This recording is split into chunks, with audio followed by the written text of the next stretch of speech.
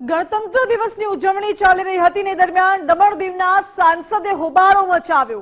દમણ પ્રશાસન અપક્ષ સાંસદનો અનાદર કરતા હોવાનો સાંસદે આક્ષેપ કર્યો છે। ગણતંત્ર પર્વની ઉજવણીમાં સાંસદની બાદબાકી થતા ઉમેશ પટેલ નારાજ થયા છે। વારંવાર સ્થાનિક સાંસદની ઉપેક્ષા એ દમણની જનતાનું અપમાન છે તેવું ઉમેશ પટેલે કહ્યું અને એક તરફ પરેડ શરૂ થઈ જ્યારે બીજી તરફ સાંસદે હોબાળો શરૂ કર્યો।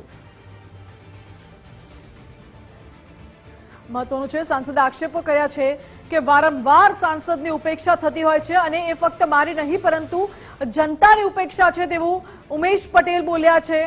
ગણતંત્ર દિવસની ઉજવણીમાં અપક્ષ સાંસદે હોબાળો મચાવ્યો હતો, અનાદર થતો હોય તેવો આક્ષેપ કર્યો અને એક તરફ જ્યારે પરેડ ચાલી રહી હતી, ગણતંત્ર દિવસની ઉજવણી ચાલી રહી હતી, જ્યારે બીજી તરફ સાંસદ ઉમેશ પટેલ હોબાળો કરી રહ્યા હતા। અમારી સાથે ફોન લાઈન પર દમણ દીવના સાંસદ ઉમેશ પટેલ જોડાઈ ગયા છે। ઉમેશભાઈ, સ્વાગત છે ગુજરાત ફર્સ્ટમાં આપનું। ઉમેશભાઈ, આપનો એક વિડીયો સામે આવ્યો છે જેમાં આપ હોબાળો કરી રહ્યા છો। આપે આક્ષેપ પણ કર્યો કે સતત ઉપેક્ષા થઈ રહી છે। બેન, એનો હોબાળો નહીં કહેવાય જી, એમાં મારા હક અને અધિકાર અને મારા પ્રદેશ સાથે થયેલા અન્યાયની વાત હતી। હોબાળો એને કહેવાય જ્યારે કાર્યક્રમમાં આપણે બોલાવ્યા હોય અને આપણે તે કાર્યક્રમના વિરુદ્ધમાં આપણે વાતો કરી હોય તો। આજે ગણતંત્ર દિવસ છે અને સંવિધાન આ દિવસે અમલમાં આવ્યું હતું અને સંવિધાન કહે છે કે પ્રજાનું પ્રજા માટે અને પ્રજા દ્વારા ચાલતું શાસન એ પ્રજાતંત્ર છે અને લોકતંત્ર છે। જ્યારે ત્યાં આ ઉજવણી થતી આ પર્વની, મહાન સંવિધાનની, અને ત્યાં જે પ્રજાના લોકો દ્વારા ચૂંટાયેલા પ્રતિનિધિનું અપમાન થતું હોય, એમને આમંત્રિત કરવામાં નહીં આવતા હોય તો એને હોબાળો નહીં કહેવાય, પ્રજાના થયેલા લોકો પર અત્યાચાર અને અન્યાયનો વિરોધ કહેવાય।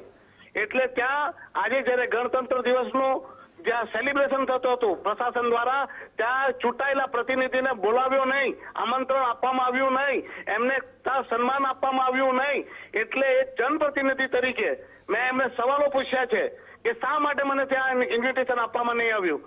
ત્યારે અધિકારીઓ મને એમ કહેતા હતા કે એ તો સાર્વજનિક કાર્યક્રમ છે અને સાર્વજનિક અમે સર્ક્યુલર બહાર પાડેલું છે। આ પ્રજાતંત્ર છે, કોઈ રાજાશાહી કે ડિક્ટેટરશાહી નથી, તાનાશાહી નહીં ચાલે। આ મારું અપમાન નથી, આ માનનીય વડાપ્રધાન નરેન્દ્રભાઈ મોદીજીનું અપમાન છે, એ અમારા સદનના નેતા છે।